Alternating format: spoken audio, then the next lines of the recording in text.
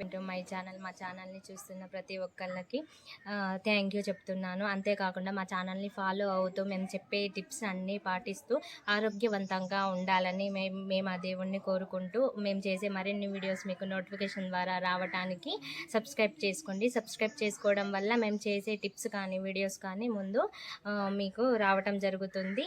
కాబట్టి మీరు తప్పకుండా మేము చేసే టిప్స్ని పాటించి చూడండి.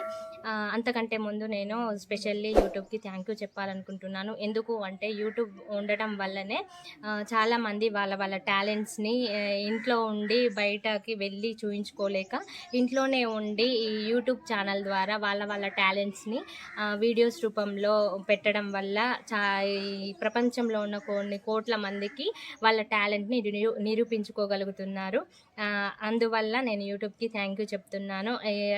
దీంట్లో ఈ యూట్యూబ్లో నేను కూడా భాగస్వామిని అయినందుకు చాలా గౌరవపడుతున్నాను. నేను చేసే వీడియోస్ కానీ టిప్స్ కానీ మీరు కూడా ఫాలో అవ్వండి. ఆరోగ్యాన్ని మీ సొంతం చేసుకోండి. Thank you. నేను ఈరోజు మీకు ఒక మంచి విషయాన్ని తెలియజేయాలనుకుంటున్నాను. అదేంటి అంటే మన ప్రాచీన కాలం నుంచి మన అమ్మమ్మలు జేజమ్మల నుంచి వచ్చిన సంప్రదాయాన్ని ఈరోజు మీకు తెలియజేయాలనే ఉద్దేశంతో నేను ఈ వీడియోని మీకు చూపిస్తున్నాను.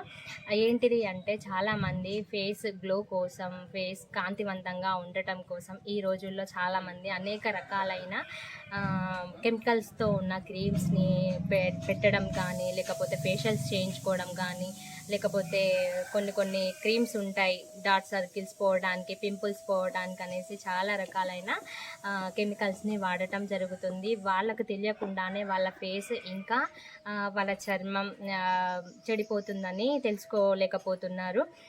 అందుకే నేను పూర్వ రోజుల్లో ఎలాంటి పద్ధతిని అయితే వాడేవాళ్ళో ఆ పద్ధతిని నేను ఈరోజు మీకు తెలియజేయాలనే ఉద్దేశంతో మేము ఈ చిన్న టిప్స్ని చెప్పడం జరుగుతుంది. అందులో ఈరోజు ఒక టిప్ని చెప్పబోతున్నాను. అదేంటి అంటే లేదండి, చిన్నగా మన ఇంట్లో ఉండే వాటితోనే మన శరీరాన్ని కాంతివంతంగా మెరిసేలాగా చేసుకోవచ్చు.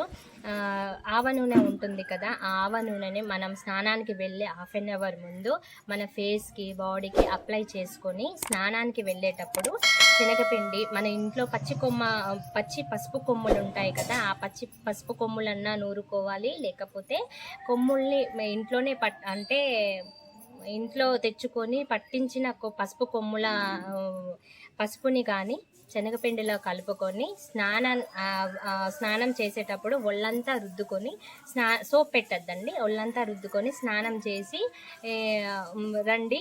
చూడండి, శరీరం అంతా కాంతివంతంగా మంచిగా మెరిసిపోతుంది. తప్పకుండా వారానికి మీకు కుదిరితే ఒకసారైనా, 2 సార్లు అయినా, లేకపోతే రోజు కూడా చేయొచ్చు. చాలా సింపుల్. సోప్ పెట్టే బదులు అదే శనగపిండిని మనం పెట్టుకోండి, సరిపోతుంది. దానివల్ల ఎలాంటి రోగాలు రావు.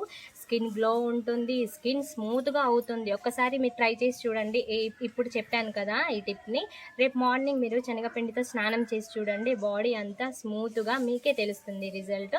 తప్పకుండా ట్రై చేసి చూడండి. Thank you.